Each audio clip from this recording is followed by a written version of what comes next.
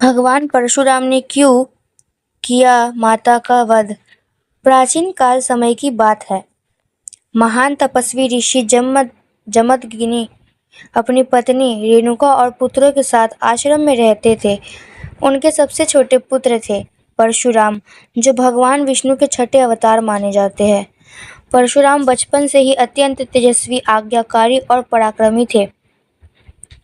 माता रेणुका बहुत पतिव्रता और तपस्विनी स्त्री थी। उनकी पवित्रता इतनी महान थी कि वे प्रतिदिन नदी से बिना पके घड़े के पानी भरकर आश्रम ले आती थी। उनकी शक्ति उनके सतीत्व और मन की पवित्रता से उत्पन्न होती थी। एक दिन माता रेणुका नदी पर पानी लेने गई। वहां उन्होंने आकाश में एक सुंदर गंधर्व और अप्सरा को जल में क्रीड़ा करते देखा। उस दृश्य को देखकर एक क्षण के लिए उनके मन में हल्का सा विचलन आ गया।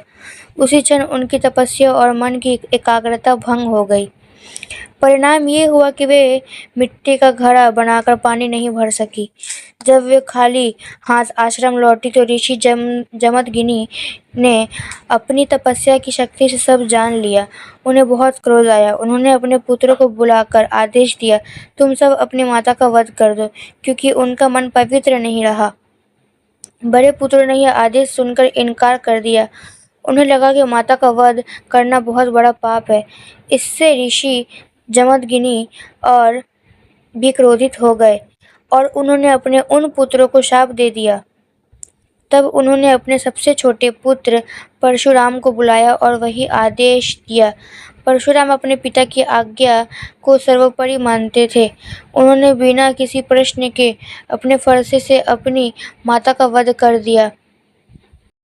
यह देखकर ऋषि जमदग्नि अत्यंत प्रसन्न हुए। उन्होंने परशुराम से कहा, पुत्र, मैं तुम्हारी आज्ञाकारिता से बहुत प्रसन्न हूँ। तुम मुझसे कोई भी वरदान मांग सकते हो। परशुराम ने तुरंत कहा, पिताश्री, यदि आप मुझसे प्रसन्न हैं तो मेरी माता को फिर से जीवित कर दीजिए और मेरे भाइयों को भी उनके शाप से मुक्त कर दीजिए। साथ ही उन्हें यह घटना याद भी ना रहे।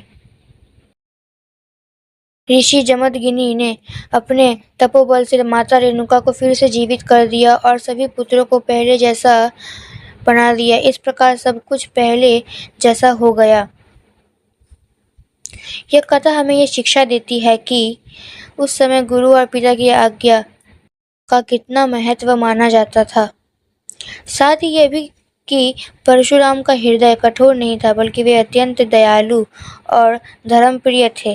तभी उन्होंने अपनी माता को पुनः जीवित करने का वरदान मांगा।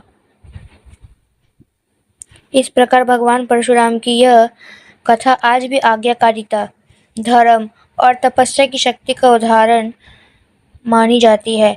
जय श्री राम, सीताराम, राम भक्त हनुमान की जय।